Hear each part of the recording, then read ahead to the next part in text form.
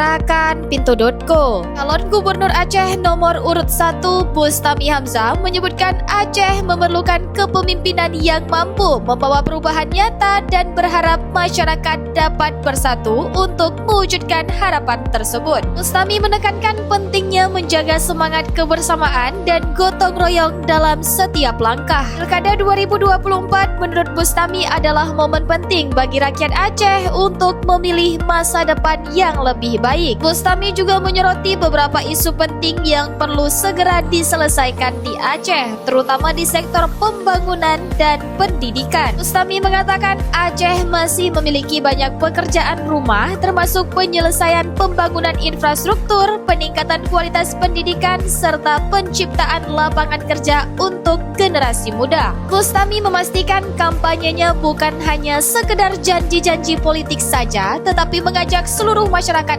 Aceh untuk bekerja nyata demi kesejahteraan bersama. Mau tahu berita terupdate tentang Aceh? Baca berita selengkapnya di pinto.co.